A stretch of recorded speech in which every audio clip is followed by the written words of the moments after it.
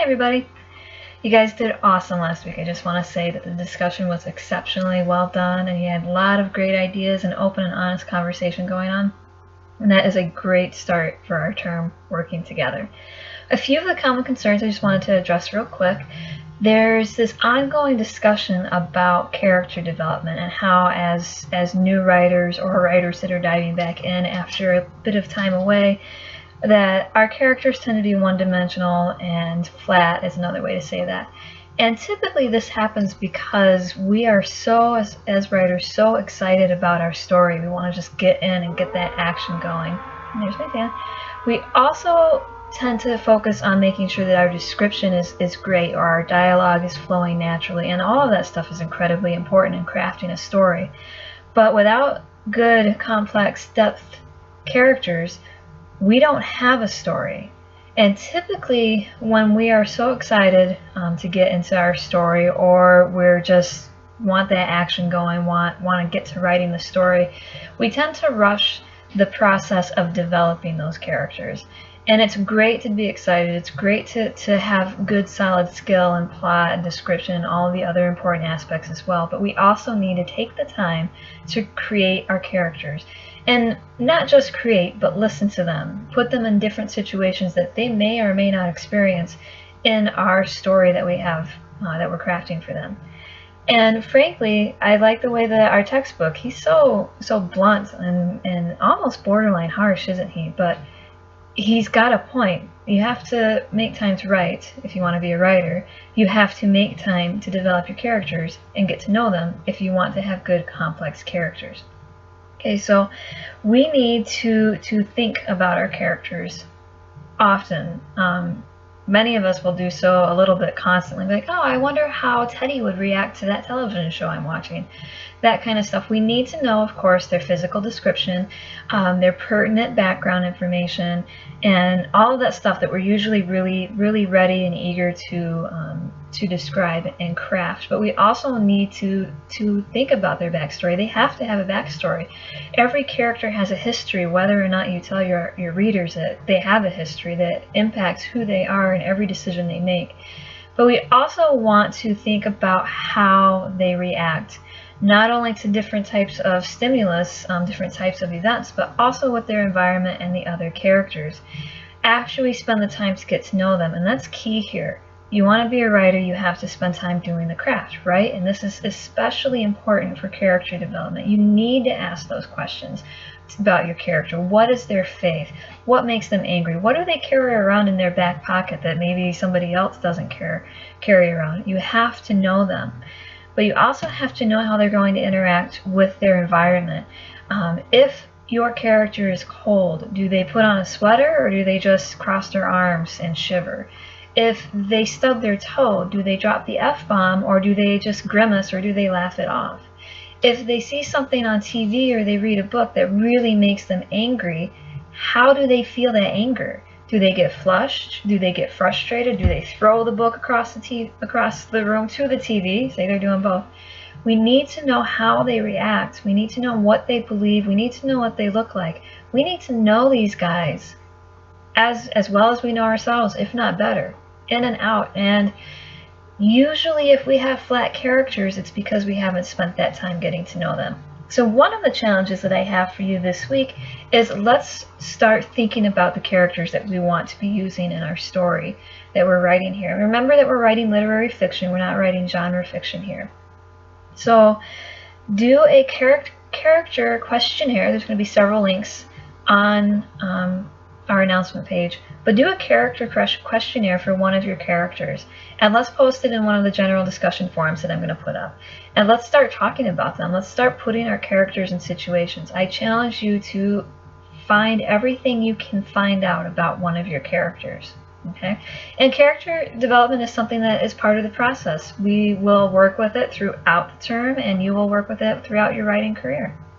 Another one of the common concerns expressed in our discussion forums this week was dialogue. Dialogue is the bane of any writer's existence. We either do it exceptionally well or we don't do it exceptionally well. It seems like very rarely there's any in between. So for those of us who are really good at dialogue, awesome. I look forward to seeing what your tips and contributions are once we get to the dialogue phase of our class. But for those of us who are not super great at it, that's totally okay. There's plenty of authors who still struggle with it. I struggle with it too. And it's hard to translate how we talk into our writing. And one of the big challenges is if we don't know our characters in and out, we don't know how they're going to respond to something. If they see a buddy across the room, are they going to be like, "Hey, bud," or are they going to be very formal and be like, "Hello, Mr. Whatever"? We need to know our characters to know how they're going to talk, and often that's a part of why dialogue is so challenging. Is our characters end up sounding like us, even when they're not us.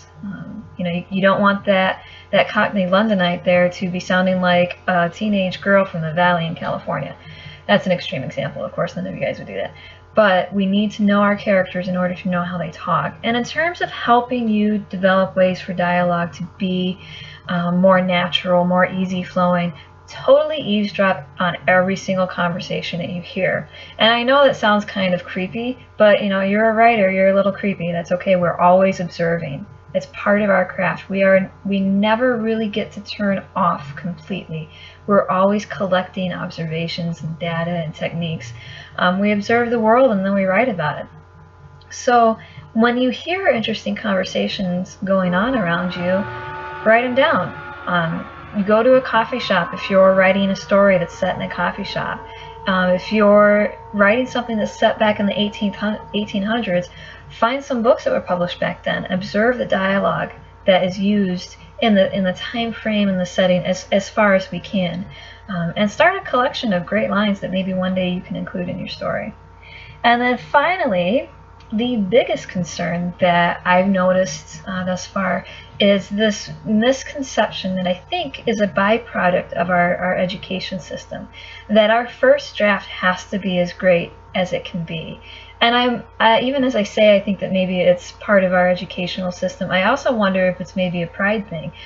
Writers, we're a prideful lot. We're borderline arrogant, and some of us are extremely arrogant about our own writing. And that's okay. We are our biggest supporters, even as we are our biggest critics. We do what we do well. We can improve, absolutely. But, writers write. It's what we do. But you have to get past that mentality that first draft is going to be good. It happens occasionally, especially after you've been in the game for a long time. But starting out, learning the skills, or coming back to it after a while, odds are your first draft is not going to be what you want it to be. And that's hard for those of us who are really prideful and really proud of what we do. And that's not to say that your draft is crap and you need to throw it out. I saw that several of us have done that, thrown out our work. Don't ever throw your work out. Keep it. Because current you might be disgusted at the level of writing that you put in there, which you shouldn't be. But maybe that's your personal opinion of the draft that you just wrote, so you trash it. 10 years from now, future you, might be able to work that story into something that's amazing. So don't ever trash your work. Don't ever get rid of it. Start a giant pile of stuff, of manuscripts that you just haven't made great yet.